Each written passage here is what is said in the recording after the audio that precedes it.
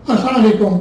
आज एक बहुत ही संजीदा, सैड और बहुत ही तकलीफ देने वाले मौजू पर हम बात करेंगे। माहौलियात और हम मौसमियाती तब्दीली के प्रोग्राम के साथ आपकी खिदमत में अस्सलाम वालेकुम। और हम किस तरह अपनी ज़मीन को, इस अर्थ को मौसमियाती तब्दीली के नुकसानात से बचा सकते हैं, जबकि हम खुद इसमें इतना ज़्यादा हिस्सा डाल रहे हैं कि हमें समझ ही नहीं आती कि हम क्या कर रहे हैं।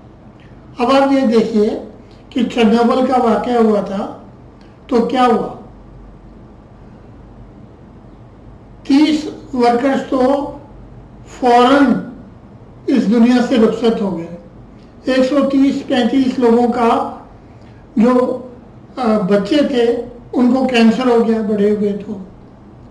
इसके बाद यूरोप, रशिया, यूक्रेन और दूसरे मुल्कों में डिकेड्स तक इन्वायरमेंट पोल्यूटेड रहा,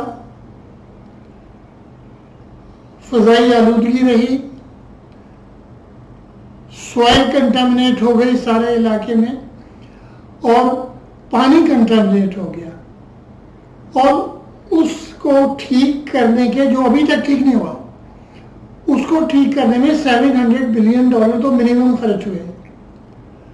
तो अब हम इतने कम अकल हैं या हम ऐसे लोगों को इलेक्ट करते हैं जो कि जंगों की तरफ ज़्यादा माइल होते हैं, एक दूसरे को नीचा दिखाने की तरफ ज़्यादा माइल होते हैं। अब आप यूक्रेन और रशिया की जंग को देख लें, कितने साल हो गए। एक तरफ से यूरोप सपोर्ट कर रहा है, अमेरिका सपोर्ट कर रहा है, रशिया अकेला है, मतलब एक दूसरे को हमने नीचा दिखाना है। और जो मादनियात हैं, जो रिसोर्सेज हैं किसी मुल्क के, उस पर ताकत के जरिए कब्जा करना है।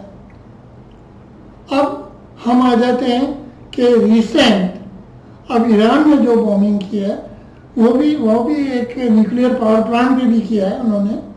तो ताबकारी के असरात वही हैं, उससे अल्फा रेज निकलती हैं, गामा रेज निकलती हैं जो एनवायरनमेंट को पोल्यूट करती हैं, और यूरेनियम हेक्साफ्लोराइड जो कि एक गैस है, उससे अंडरग्राउंड वाटर कंटामिनेट रहता है, वो इतना दूर तक ट्रैवल कर सकती है। तो ये सारे जो अफेक्ट हैं, बुरे अफेक्ट हैं, जो नुकसानात हैं, इनसे हमारे डिसीजन मेकर्स, हमारे पॉलिटिशियंस, इनकी आगाही नहीं है। पाकिस्तान और इंडिया की जो जंग, शुक्र है कि वो 3 दिन में बंद हो गई, 4 दिन में बंद हो गई, लेकिन उसने भी बड़े नुकसान पहुंचाए हैं। तो सबसे पहले यूनाइटेड नेशन को मजबूत करना पड़ेगा।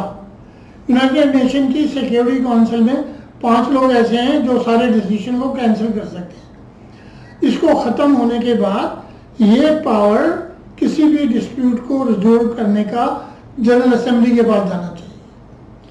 जनरल असेंबली अगर पूरी असेंबल नहीं हो सकती है शॉर्ट नोटिस पे, तो उसमें भी नॉमिनेशन इस तरह से रिप्रेजेंटेटिव नॉमिनेशन कर दें, लेकिन किसी के पास वीटो की पावर नहीं होनी चाहिए।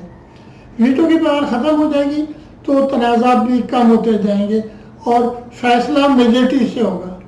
इसी तरह यूनाइटेड नेशन का चार्टर ये कहता है कि सारी चीज़ें गुफ्तो शनीद के ज़रिए सॉल्व करनी चाहिए।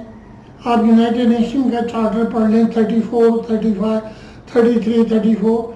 तो मैं आज आगाही के लिए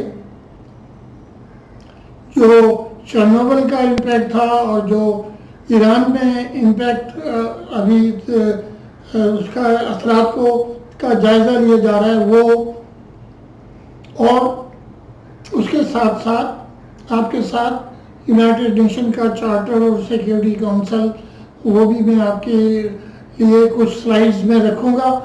और इसके साथ ही हमें, अगर हमने इस ज़मीन को, इस अर्थ को, हमारे प्लेनेट को हमने टेम्परेचर इंक्रीज होने से बचाना है, तबाही से बचाना है, मौसमियाती तब्दीली से बचाना है, माहौल ऐसा पैदा करना है कि हम अपने बच्चों को एक हेल्दी और ताबनाक मुस्तकबिल दे सकें, तो हमें जंगें बंद करनी पड़ेंगी।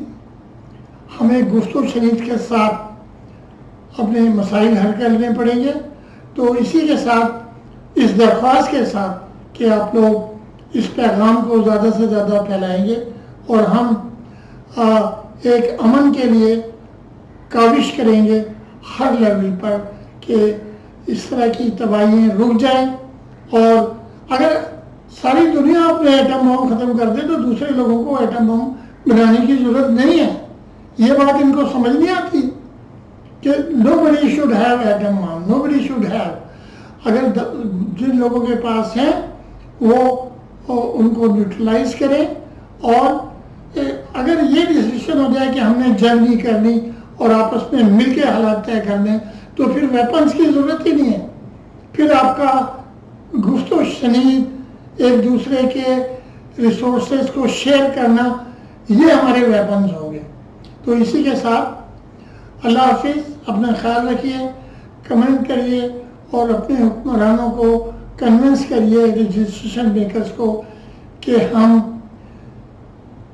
पीस का मेथड, नेगोशिएशन का मेथड अडॉप्ट करें और जंग के मेथड को ख़त्म करें। अल्लाह हाफिज़। पाकिस्तान जिंदाबाद।